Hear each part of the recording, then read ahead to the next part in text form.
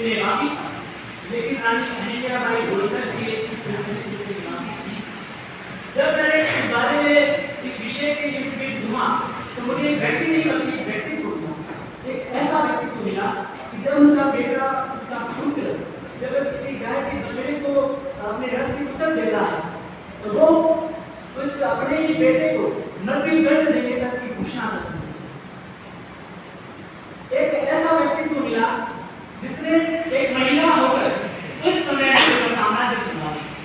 एक ऐसा व्यक्ति को मिला जिसने पेशवाओं के साथ युद्ध करने के लिए तैयार हो गई और अपनी महिला आगे बढ़ी।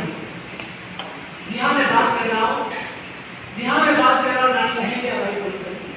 देवी अहिल्याबाई होलकर की, जिनका जन्म 31 मई 1725 ईस्वी में हुआ था, जिनके पिताजी का नाम राम नरसोजी लाल शिंदे था,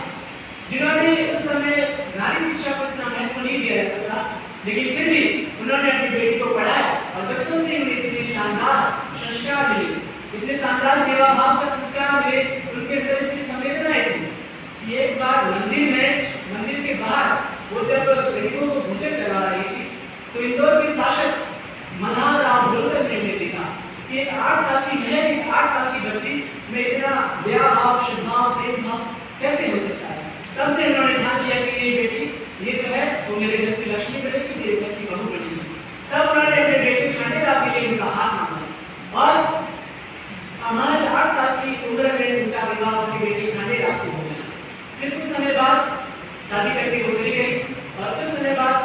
कुंभेर के युद्ध में जो कि 1754 ईस्वी में होता है उसमें उसके पति की मृत्यु हो जाती है। उसके 12 साल बाद उनके ससुर जी की मृत्यु हो जाती है और फिर 1767 में उन्होंने मालवा साम्राज्य का साथ बनाया जाता है और जो